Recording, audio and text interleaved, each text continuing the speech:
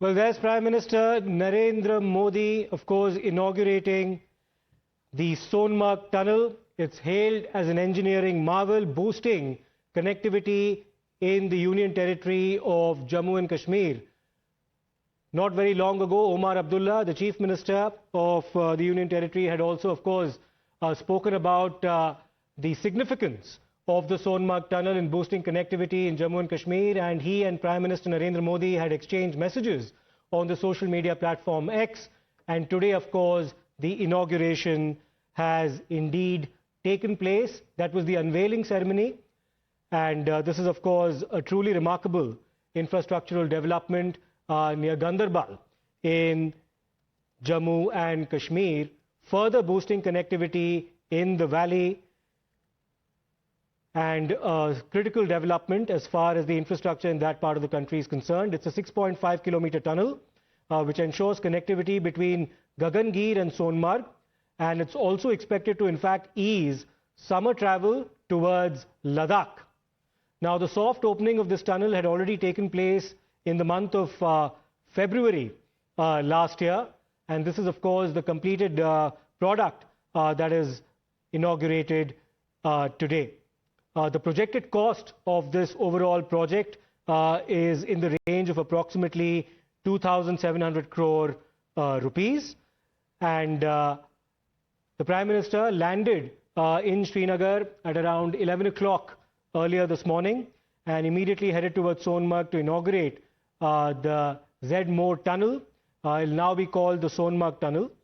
And Mr. Omar Abdullah had also said that this is a development that will, in fact, also boost winter sports and winter tourism in the valley, which is akin to the famous Gulmarg skiing resort town as well. Let me go across to Yawar for more on this. Yawar, there was, of course, a lot of chatter about the significance of this latest infrastructure development in Jammu and Kashmir, which comes across as a development that will, of course, boost connectivity in that part of the country. Tell us more about not just the correspondence that's involved, Mr. Omar Abdullah and Prime Minister Narendra Modi, but the work that's actually gone in the background to ensure the completion of this project.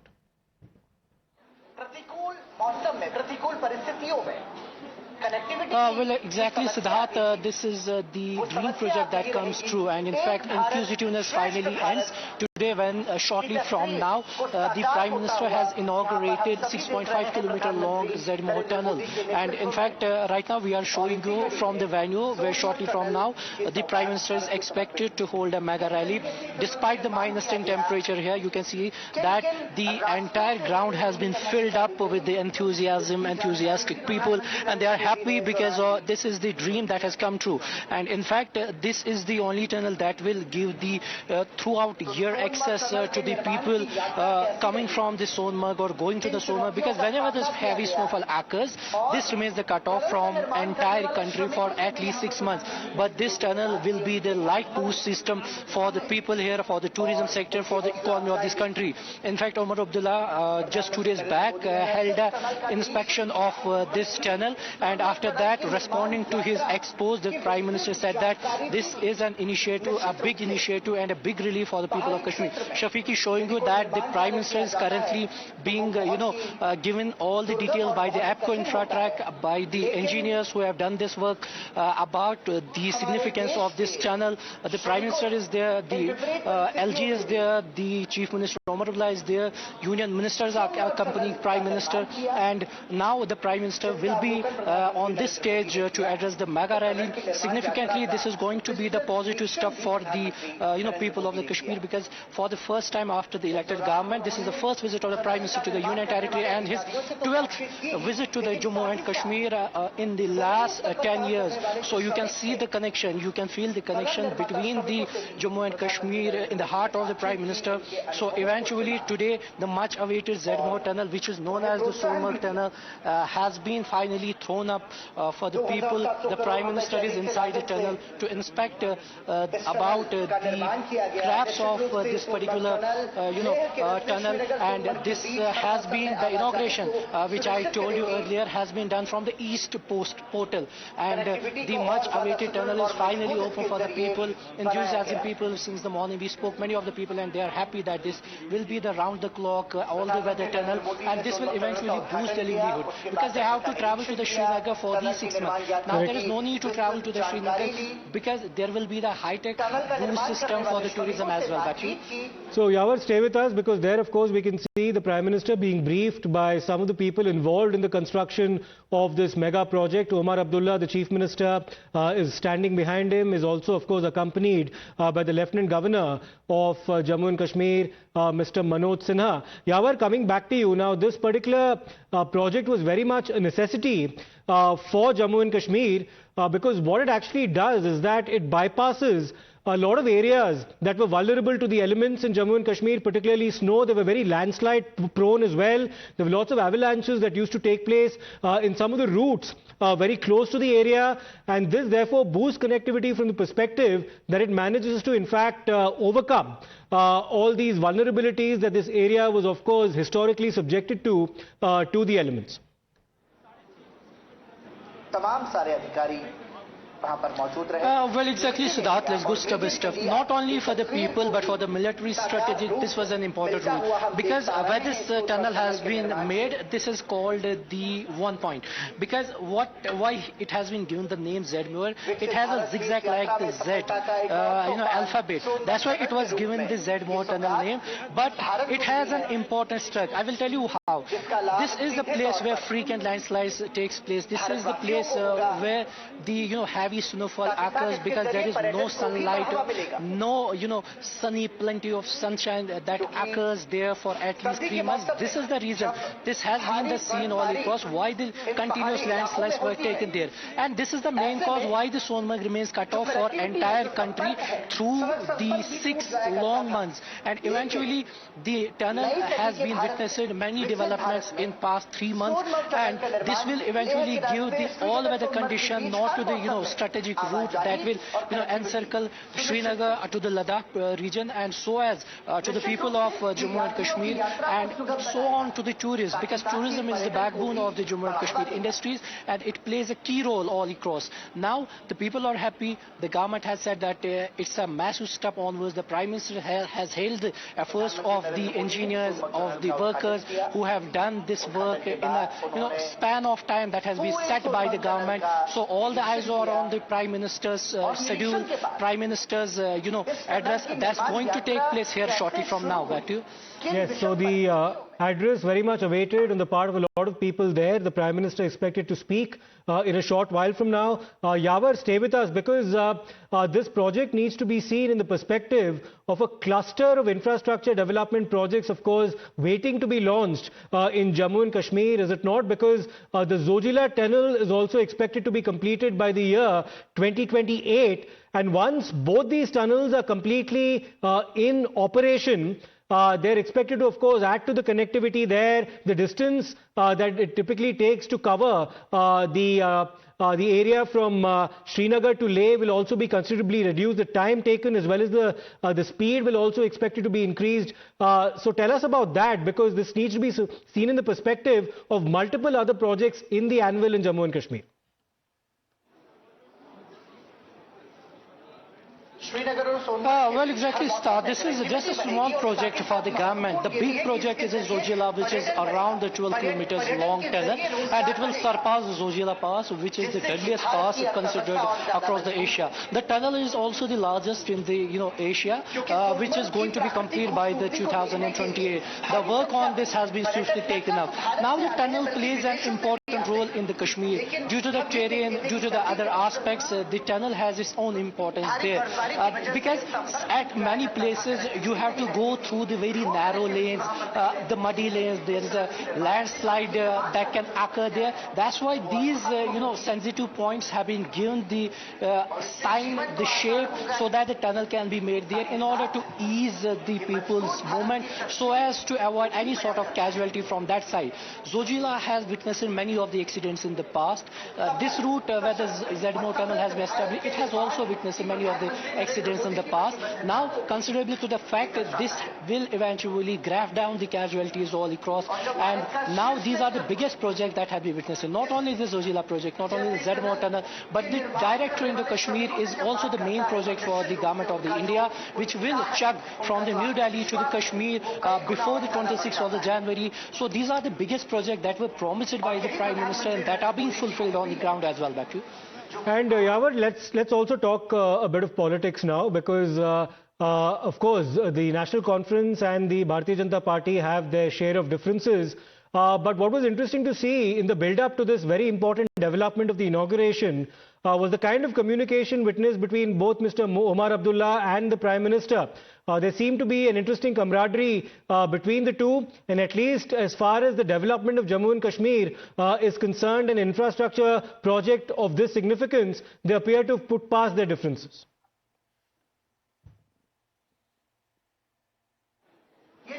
Well, exactly, you're talking about the politics that are the gaining grounds. In fact, when the Omar Abdullah put a post of inspecting this tunnel, there was the first, reply to this post that came in from the Prime Minister, hailing the efforts of the engineers, hailing the efforts of the government, hailing the efforts who were affiliated to this particular, project. But Siddharth, remember, just 3 months back, this was the same project where a militant attack was carried out, in which at least 7 people, including Kashmiri doctor, they lost their life. Despite that attack, the project was accomplished in a span of time. This is really appreciable. That has been, widely accepted by the state government, by the UT government, so as the central government as well. Now, after the Omar Abdullah put out this post on his social media post, there was a castigation that came in from the BJP, from the the PC, that is the People's Conference, Ajad Loans, from the PDP, and there was a war of word that erupted between the leaders of the National Conference and the PDP. But somehow, politics apart, this was the main thing, this was a main achievement that has been gained on the ground by the centre, because this was a promise that before this, harshest winter period, this will be thrown up, and that has been accomplished. Talking about the other aspect, the PDP has, came down heavily on the National Conference government, saying that the National Conference is, not giving much interest to what they have promised in their manifestos, what they have promised in their manifesto is not coming up clearly. Rather, he is in fact on the tool to what has been appreciated by the Prime Minister. Somewhere the PDP is not going to digest the repost or the comment that has been made by the Prime Minister, or the the post that was made by the J&K Chief Minister Omar Abdullah. Back to you. And Yawar, any insights into what the Prime Minister is likely to say once the address actually begins? Of course, one can expect him to highlight the rapid strides that have been made as far as infrastructure development and connectivity is concerned in Jammu and Kashmir, and this project, of course, to be seen in the light of all those developments as well. Any ideas about what he's likely to tell the audience that he speaks to in a short while from now?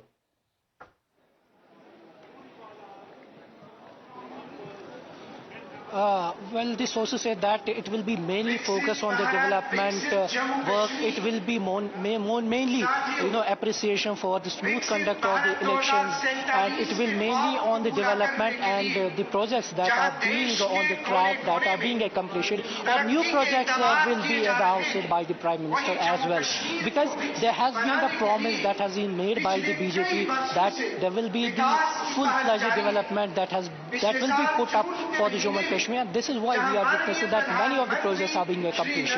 First, it was the tunnel, then is the 4-lane way, then this is the train to the Kashmir, and mainly the Prime Minister is going to focus on the developmental projects in the Kashmir Valley, so as in the Jammu, that how the people of Kashmir will be benefited by what has been promised on the floor of the Parliament by the Prime Minister, by the Home Minister. And what appears to have been put on the back burner for now, Yawar, of course, it's been a long-standing demand on the part of parties like the National Conference and the PDP, and it was a solemn promise also made on the floor of Parliament as well about the restoration of statehood of Jammu and Kashmir. Of course, right now, the issue of infrastructure development overtaking that particular vision, but that's likely to come up for discussion as well, presumably at a personal level, Yawar, between Omar Abdullah and Prime Minister Modi?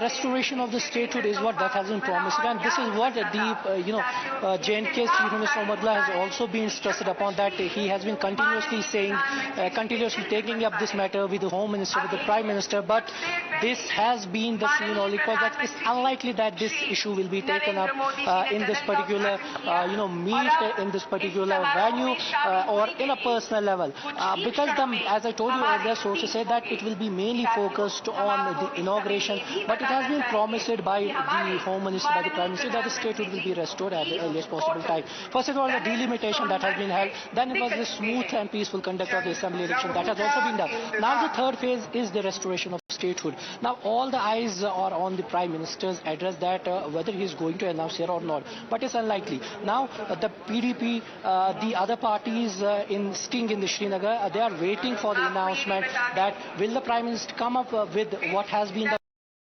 people of the Kashmir, or it will be just confined to the inauguration process or the developmental works. Now the Prime Minister is going to come up here in minutes or so, but it's unlikely that he will announce in regard to the statehood. Mainly he will be focused on the developmental projects. Mainly he will be focused on the employment generation, tourism and the connectivity, better connectivity to the Jammu and Kashmir, to the rest parts of the Kashmir or to rest parts of the country. Back to you.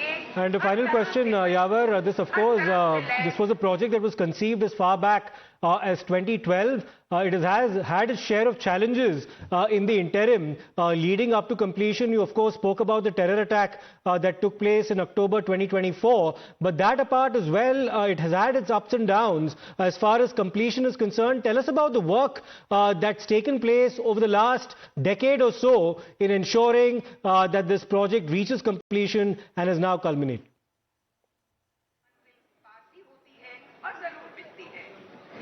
Well, Siddharth, it was not an easy task for the engineers, for the workers working here.